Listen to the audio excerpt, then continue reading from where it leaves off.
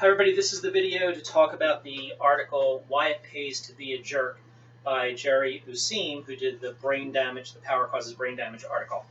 Okay, so this is a longish article, but I think it's very interesting. So basically the first page of the article, the entire first page of the 5 pages, is doing this contrast between how should a person be to be successful in life. Should a person be a jerk? Or should a person be kind and generous and giving? So you see the first paragraph, smile at the customer, bake cookies for your colleagues. Then the second paragraph, sneer at the customer, keep your colleagues on edge. So the two paragraphs, like the whole first page really, shows the contrast between two ways of conducting yourself. And the question then is, which is better, the jerky for your own success? The jerky path or the kind path? And it goes on to talk about that there are books about the power of being nice, the upside of your dark side. And so there's a lot of books that go in both directions of which way is most successful. So then I have a question, just how this thing is worded. Question 1, where it talks about paragraph 5, what does it mean? Long on certainty, short on proof. And all that means is that here these books are making these presentations, be a jerk, be a nice guy. And they're very certain in what they're saying, but they don't know. There's no actual research. But this article is going to look at the research into, is it better to be a nice guy, or do nice guys finish last? So, so the article, goes on, and Jerry Useem begins to meet with people, and he finds out that, and this is paragraph 10, that according to the research presented in paragraph 10, what is the best way to behave, is question 2, is to be semi-obnoxious. And obnoxious means to be arrogant and pompous and full of yourself is obnoxiousness. And that being semi-obnoxious, those people, through the surveys and the research they did, become more successful than the agreeable people, as the paragraph explains. And the page continues to explain that people who act like assholes, and that's the word that they use, get ahead. They get somewhat ahead. So, it explains why. So then we move on, and we see paragraph 13, and the question 3, paragraph 13. How well do narcissists do? Narcissists are people who are completely into themselves. They're totally self-absorbed, and the author of the study really wanted that if you're a narcissist, you do bad. But it turns out that, I think they call it a taco, that we're a U-shaped curve, is that if a person has narcissistic behavior, that can be very harmful. So narcissists do either very badly in life, they become drug addicts, alcoholics, they can't hold jobs, they can't keep friends and relationships, or narcissists are super successful, like Trump. As much as we hate him and he's horrible, he's a narcissist who has made his way in life to become successful at screwing us all over, but successful nonetheless. So oftentimes, again, narcissists are people who can't hold jobs, so half the time they do terribly, and then to the discomfort of the person who did the study, sometimes the narcissists do very well. And that's it's a type of being a taker and a jerk, as the article puts forth. The article goes on and gives kind of like history of, through a human evolution, why this is, and then it points out that for the longest time, the bully, the tough guy, was the leader of the pack because of physical strength and just for being able to push people around. So this is part of our history, that that the tough one, the big guy, the one who's dominant, is able to take things, is successful.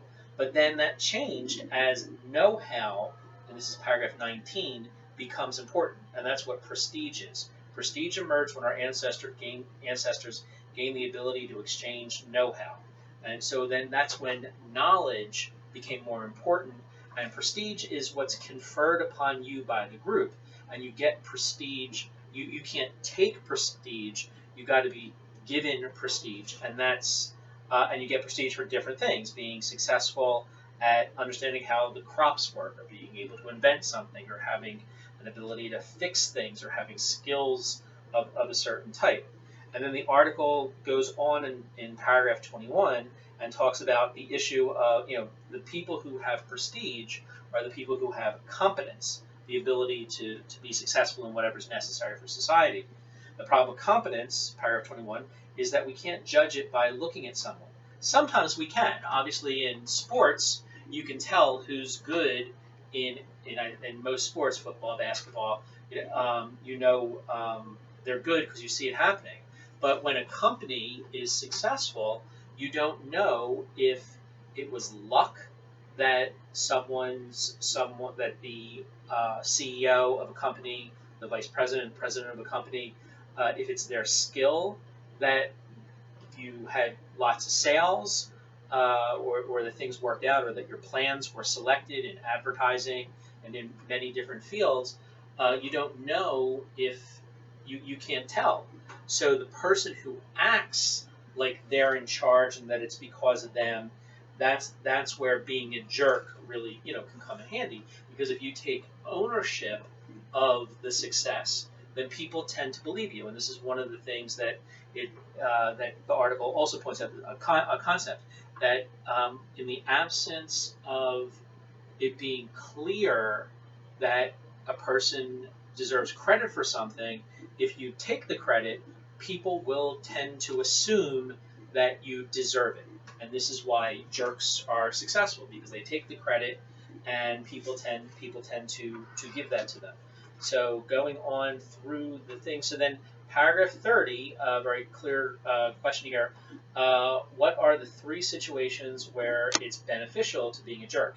And what the paragraph points out is that if you're a jerk in a one-time situation, if you're going to have one-time dealing with someone, say in customer service or something where it doesn't matter building an ongoing relationship, then your jerkiness, your rude behavior can get you what you want, and there are no repercussions, there are no consequences for that, because you're not going to see that person again. So you can be a jerk, get what you want, and it's over. The second thing that the article talks about is that when a group is forming, and it says, think of the first day of summer camp, or maybe even the first day of class, the person who asserts himself or herself first and sort of becomes the leader of the group by that boorishness, that bullying, or that assertiveness, then you're the leader because of the primacy fact that it happened at the very beginning of the formation of a group.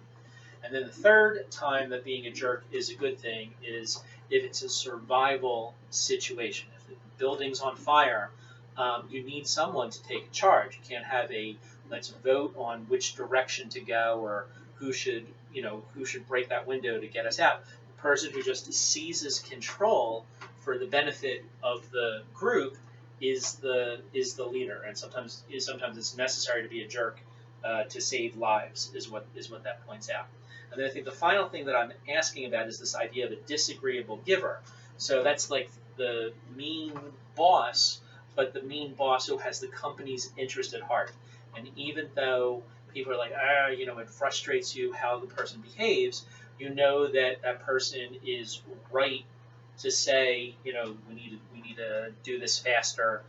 We need to do a better job at this, because it benefits you in that if you benefit from your sales team getting more sales and so forth. So that's where that's what a disagreeable giver is, that the person is looking out for you while being mean and with you in order to achieve those overall objectives. So this is me giving doing what we do now on this article. As always, I'll post this, and if you have any questions from the reading and from hearing me, put them into the replies for this. Thank you very much.